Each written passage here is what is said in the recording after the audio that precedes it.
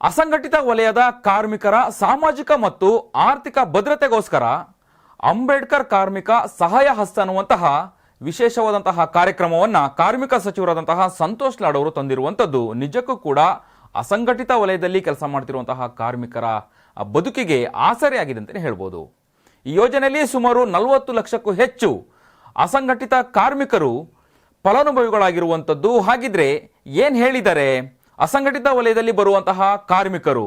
ಅಂದರೆ ಟೈಲರಿಂಗ್ ಕೆಲಸ ಮಾಡುವಂಥವರಾಗಿರ್ಬೋದು, ಅಥವಾ ಚಿಂದಿ ಆಯೋರಾಗಿರ್ಬೋದು, ಹಮಾಲಿ ಕೆಲಸ ಮಾಡುವಂಥವರಾಗಿರ್ಬೋದು, ಕುಂಬಾರರು, ಕಂಬಾರರು, ಈ ಎಲ್ಲ ಕಾರ್ಮಿಕರು ಈ ಒಂದು ಅಂಬೇಡ್ಕರ್ ಕಾರ್ಮಿಕ ಸಹಾಯ ಹಸ್ತ ಯೋಜನೆಯನ್ನು ಪಡ್ಕೊಳ್ತಾ ಇದ್ದಾರೆ. ಹಾಗಿದ್ರೆ ಏನು ಹೇಳಿದ್ದಾರೆ ಬನ್ನಿ ಕೇಳೋಣ. ಸರ್, ನೀವು ಹಮಾಲಿ ಕೆಲಸ ಮಾಡುವಂತಹ ಕೆಟಗರಿಗೆ ಬರ್ತೀವಿ, ಕಾರ್ಡ್ಗಳನ್ನು ಮಾಡಿಸಿದ್ದೀವಿ, ನಾವು ಮಾಡ್ಕೊಂಡಿದ್ದೀವಿ ಅಂತ ಹೇಳಿದ್ರಿ. ಎಷ್ಟು ಅನುಕೂಲ ಆಯಿತು? ಅಂದರೆ ಹಮಾಲಿ ಕೆಲಸ ಮಾಡೋರನ್ನು ಕೂಡ ಕಾರ್ಮಿಕರಂತ ಹೇಳಿ ಪರಿಗಣನೆ ಮಾಡಿರುವಂತಹ ಸರ್ಕಾರ, ಅದರಲ್ಲೂ ಕಾರ್ಮಿಕ ಸಚಿವರಂತಹ ಸಂತೋಷ್ ಲಾಡ್ ಅವರಿಗೆ ಏನು ಹೇಳಲಿಕ್ಕೆ ಬಯಸ್ತಾರೆ ಈ ಮುಖಾಂತರ? ನಾವು ಅವ್ರಿಗೆ ಧನ್ಯವಾದ ಹೇಳೋಕ್ಕೆ ಇಷ್ಟಪಡ್ತೀವಿ. ನಮಗಿದು ಗೊತ್ತಿರಲಿಲ್ಲ ಅವಾಗೆಲ್ಲ. ಇವಾಗ ಇತ್ತೀಚೆಗೆ ಗೊತ್ತಾಗಿ ನಾವು ಆಫೀಸ್ ಓಪನ್ ಮಾಡ್ಕೊಂಡು ನಮಗಿಂತ ಹೆಚ್ಚಾಗಿ ನಮಗಿಂತ ಕೆಳಗಡೆ ಇದ್ದಾರಲ್ಲ ಅವ್ರಿಗೆ ಸವಲತ್ತು ಸಿಗಬೇಕು ಅಂತ ನಮ್ಮ ಹೋರಾಟ, ನಮಗೆ ಸಿಗಬೇಕು ಅಂತ ಹೋರಾಟ ಅಂತೂ ಮಾಡಲೇ ಇಲ್ಲ.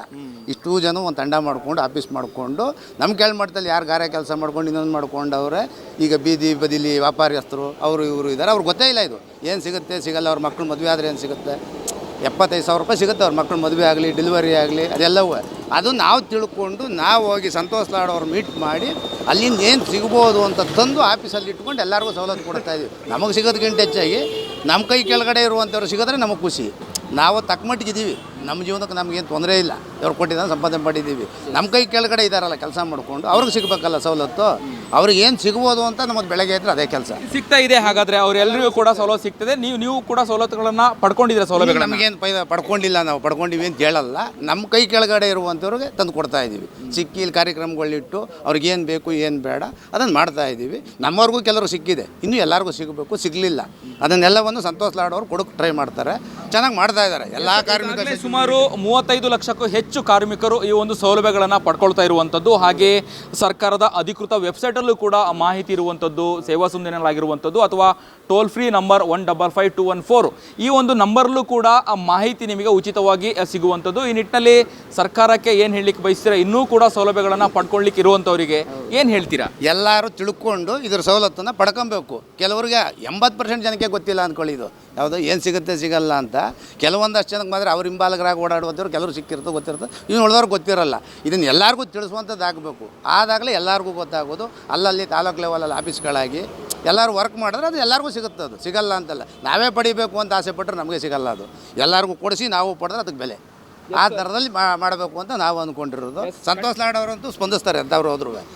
ಅವರು ಸ್ಮೂತಾಗಿದ್ದಾರೆ. ಯಾರೇ ಹೋದರೂ ಬೇರೆ ಏನು ಅಪಾರ್ಟ್ಮೆಂಟ್ ತಗೊಂಡು ಕಾಯಬೇಕು ಅನ್ನುವಂಥದ್ದು ಏನಿಲ್ಲ. ಯಾರೇ ಕಾಲ್ ಮಾಡಿ ಹಿಂಗೆ ಬರ್ತೀವಿ ಅಂತಂದ್ರು ಬನ್ನಿ ಇಂಥ ಜಾಗದಲ್ಲಿ ಇದ್ದೀನಿ ಅಂತ ಸಿಕ್ಕಿ ಸ್ಪಂದಿಸಿ ಮಾಡಿಕೊಡ್ತಾರೆ ಸಂತೋಷ್ ಲಾಡ್ ಅವರು. ಅದ್ರ ಬಗ್ಗೆ ನಮಗೆ ಖುಷಿ ಇದೆ. ಹಾಂ, ಅಂದರೆ ಯಾವಾಗಲೂ ಕೂಡ ಎಲ್ರಿಗೂ ಕೂಡ ಕೈಗೆ ಎಟುತ್ತಾರೆ. ಅಂದರೆ ಯಾವಾಗಲೂ ಕೂಡ ಅವರು ಸಿಗ್ತಾರೆ, ಕಾರ್ಮಿಕರ ಸಮಸ್ಯೆಗೆ ಸ್ಪಂದಿಸ್ತಾರೆ ಅಂತ ಹೇಳ್ತಾರೆ. ಸ್ಪಂದಿಸ್ತಾರೆ. ಸಂತೋಷ್ ಲಾಡ್ ಅವರು ಇಷ್ಟು ಜನ ಕಾರ್ಮಿಕ ಸಚಿವರು ನಾವು ಕಂಡ ಮೇಲೆ ಸುಮಾರು ಜನ ನೋಡಿದ್ದೀವಿ. ಸಂತೋಷ್ ಲಾಡ್ ಲೆವೆಲ್ಗೆ ಯಾರೂ ಬರಲ್ಲ. ಕಾರ್ಮಿಕ ಸಚಿವರಾಗಿ 3-4 ಸರ್ಕಾರದಲ್ಲಿ ನೋಡಿದ್ದೀವಿ. ಇವ್ರ ಥರಕ್ಕೆ ಯಾರು ಬರಲ್ಲ. ಇನ್ನು ಉಳಿದವ್ರು ನಾವು ಹೇಳಕ್ಕೆ ಹೋಗಲ್ಲ. ಯಾಕೆ ಸಂತೋಷ್ ಲಾಡ್ ಅವರು ಹೇಗೆ ಕೆಲಸ ಮಾಡ್ತಾರೆ ಹಾಗಾದ್ರೆ? ನೀವು ಹೇಳೋದು 4 ಗಂಟೆನೂ ವರ್ಕ್ ಮಾಡ್ತಾರೆ ಸಂತೋಷ್ ಲಾಡ್ ಅವರು. ಏನೇ ಕಷ್ಟ ಇರಲಿ, ಏನೇ ಇರಲಿ, ಎತ್ತೇ ಇರಲಿ, ಆ ಟೈಮಲ್ಲಿ ಕೇಳ್ತಾರೆ. ಅವ್ರು ಆಗಲಿಲ್ಲ ಅಂದ್ರೆ ಅವ್ರು ಹುಡುಗರನ್ನಾರು ಬಿಟ್ಟು ಕೇಳ್ಕೊಂಬಂದು ಕರ್ಕೊಂಬಂದು ಅಂತ ಕರೆಸ್ತಾರೆ. ಅದರಿಂದ ಎಲ್ಲರಿಗೂ ಸವಲತ್ತು ಸಿಗುತ್ತೆ ಅಂತ ನಾವು ಅಂದ್ಕೊಂಡಿದ್ದೀವಿ. ಇದಕ್ಕಿಂತ ಮುಂಚೆ ಇದ್ದಂಥವ್ರು ಆ ಪಾರ್ಟಿ ಪಕ್ಷ ಹೆಸರು ಬೇಡ ಯಾವ ರೀತಿಯ ಕೆಲಸ ಮಾಡ್ತಾ ಇದ್ರು ಕಾರ್ಮಿಕ ಸಚಿವರು ಅಂತ ಹೇಳ್ತೀರಾ ನೀವು? ಅವರು ಇವ್ರ ಮಟ್ಟಕ್ಕೆ ಮಾಡಲಿಲ್ಲ. ಇದುವರೆಗೂ ಯಾವುದೇ ಸಚಿವರು 4-5 ಸರ್ಕಾರ ನೋಡಿದಿಂದನೂ ಇವ್ರ ಮಟ್ಟಕ್ಕೆ ಮಾಡಿದವರಿಲ್ಲ. ಯಾರೋ ಸಂತೋಷ್ ಲಾಡ್ ಮಾಡ್ತಾ ಇದ್ದಾರಲ್ಲ ಇವಾಗೆಲ್ಲ, ನಮಗೆ ಸಿಗೋದು ಸೆಕೆಂಡ್ರಿ. ಅದು ಹೊರಗ್ಲವರು ಸಿಗ್ತಾ ಇದೆಯಲ್ಲ, ಖುಷಿ ಪಡ್ತಾರಲ್ಲ ಜನ. ಇವ್ರ ಥರದಲ್ಲಿ ಯಾರು ಮಾಡಲಿ. ಈಗ ಗಾರೆ ಕೆಲಸದವ್ರು ಇರ್ಬೋದು, ವೆಲ್ಡಿಂಗ್ ಕೆಲಸದವ್ರು ಇರ್ಬೋದು, ಇವರೆಲ್ಲರಿಗೂ ಸಿಗ್ತಾ ಇದೆ ಕಿಟ್ಗಳು. ಈಗ ನಾವು 10,000-15,000 ಕೊಟ್ಟು ತಂದು ಕೊಡೋಕ್ಕಾಗಲ್ಲ ನಮ್ಮ ಮನೆಯಿಂದ. ನಾವು ಈಗ ಗೌರ್ಮೆಂಟ್ನಿಂದ ಸಿಕ್ಕಿರೋ ಸವಲತ್ತು ಅವ್ರು ಕೊಡ್ತಾವ್ರೆ, ನಾವು ತಂದು ಕೊಡ್ತಾ ಇದ್ದೀವಿ ಕಾರ್ಯಕ್ರಮಗಳು ಇಟ್ಟು. ಇವ್ರು ಕೊಡ್ತಾ ಇದ್ದಾರೆ ಅವೆಲ್ಲ. ಒಂದು ಟೈಲರ್ ಮಿಷಿನ್ದಿಂದ ಹಿಡಿದು ಪ್ರತಿಯೊಂದು, ಲ್ಯಾಪ್ಟಾಪು, ಟೈಲರ್ ಮಿಷಿನು, ವೆಲ್ಡಿಂಗ್ ಕೆಲಸ ಮಾಡೋರಿಗೂ ಸಿಗ್ತಾ ಇದೆ. ಅವ್ರಿಗೇನು ಸಿಗ್ತಾ ಇಲ್ಲ ಅಂತಲ್ಲ. ಗಾರೆ ಕೆಲಸ ಮಾಡೋರು, ಟೈಲ್ಸ್ ಕುಂಡ್ರಿಸುವಂಥವ್ರಿಗೆ, ಪ್ರತಿಯೊಬ್ಬರಿಗೂ ಸಿಗ್ತಾ ಇದೆ.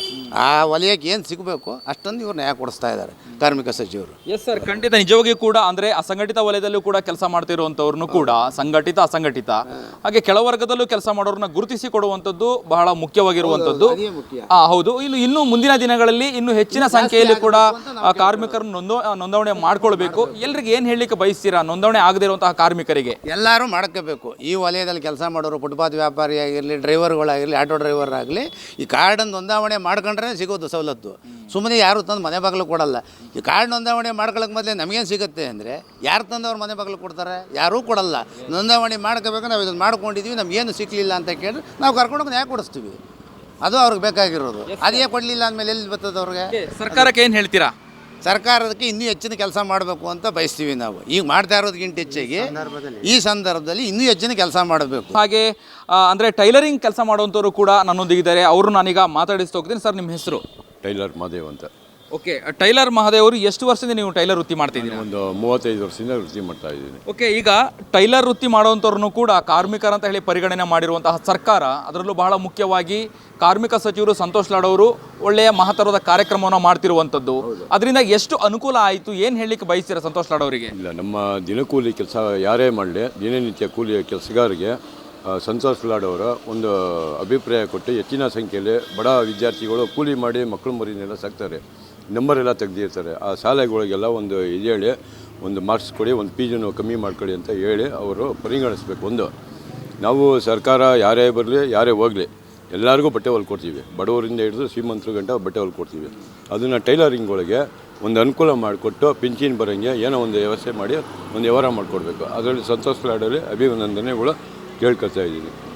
ಯಾರೇ ಬರಲಿ ಅಭಿನಂದನೆಗಳು. ಟೈಲರ್ ಕೆಲಸ ಅಂದರೆ ಎಲ್ಲ ಬಡವರಿಂದ ಇದ್ದರೂ ಕೋಟ್ಯಾಧೀಶರ ಗಂಟ ನಾವು ಬಟ್ಟೆ ಹೊಲ್ಕೊಡ್ತೀವಿ.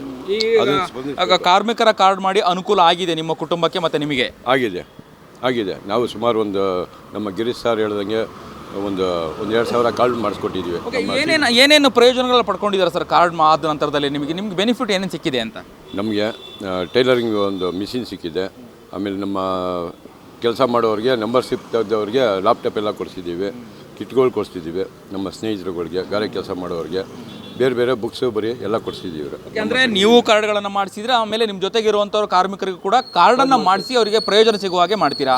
ಓಕೆ, ಈ ನಿಟ್ಟಿನಲ್ಲಿ ಸಂತೋಷ್ ಲಾಡ್ ಅವ್ರಿಗೆ ಏನು ಹೇಳಲಿಕ್ಕೆ ಬಯಸ್ತೀರಾ ನೀವು? ಅಭಿನಂದನೆಗಳು ಬಯಸ್ತೀನಿ. ಅಂದರೆ ಬಡವರಿಗೆ ಸ್ವಲ್ಪ ಹೆಚ್ಚಿನ ಸಂಖ್ಯೆಯಲ್ಲಿ ನೋಡಿ ಒಂದು ಇದು ಮಾಡಬೇಕು ಅಷ್ಟೇ, ಅಂತ ಭೇದ ಭಾವ ಮಾಡಬೇಡಿ. ಅದಕ್ಕೆ ಅವರಿಗೆ ಧನ್ಯವಾದಗಳು ತಿಳಿಸ್ತೀನಿ. ಇದಿಷ್ಟು ಕಾರ್ಮಿಕರು ಹೇಳುವಂಥದ್ದು. ಒಂದು ಕಡೆ ಕಟ್ಟಡ ಕಾರ್ಮಿಕರಾಗಿರುವಂಥದ್ದು ಅಥವಾ ಆ ನಿಟ್ಟಿನಲ್ಲಿ ಬರುವಂತಹ ಟೈಲ್ಸ್ ಕೆಲಸ ಮಾಡುವಂಥವ್ರು, ಹಾಗೆ ಟೈಲರಿಂಗ್ ಮಾಡುವಂತಹ ಒಂದು ಕಾರ್ಮಿಕರು ಕೂಡ ಹೇಳುವಂಥದ್ದು ಏನಂತಂದರೆ, ಈ ರೀತಿಯಾದಂತಹ ಒಂದು ಕಾರ್ಯಕ್ರಮ ಮಾಡಿರುವಂಥದ್ದು, ಆಯೋಜನೆ ಮಾಡಿರುವಂಥದ್ದು ನಿಜಕ್ಕೂ ಕೂಡ ಅನುಕೂಲ ಆಗಿರುವಂಥದ್ದು. ನಮ್ಮ ಕುಟುಂಬ ಭದ್ರತೆ ಆಗಿರ್ಬೋದು ಅಥವಾ ವೈಯಕ್ತಿಕ ಭದ್ರತೆ ಆಗಿರ್ಬೋದು, ಈ ಎಲ್ಲ ಸೌಲಭ್ಯಗಳನ್ನು ಕೊಟ್ಟಂತಹ ಸರ್ಕಾರಕ್ಕೆ ಮತ್ತು ಸಚಿವರು, ಕಾರ್ಮಿಕ ಸಚಿವರಾದಂಥ ಸಂತೋಷ್ ಲಾಡ್ ಅವರಿಗೂ ಕೂಡ ಧನ್ಯವಾದ ಅನ್ನುವಂತಹ ಮಾತನ್ನು ಸ್ವತಃ ಕಾರ್ಮಿಕರು ಹೇಳುವಂಥದ್ದು. ಕ್ಯಾಮ್ರಾ ಪರ್ಸನ್ ಉಲ್ಲಾಸ್ ಜೊತೆ ಅಭಿಜಿತ್ ಗಣೇಶ್, ಕರ್ನಾಟಕ ಟಿವಿ, ಬೆಂಗಳೂರು.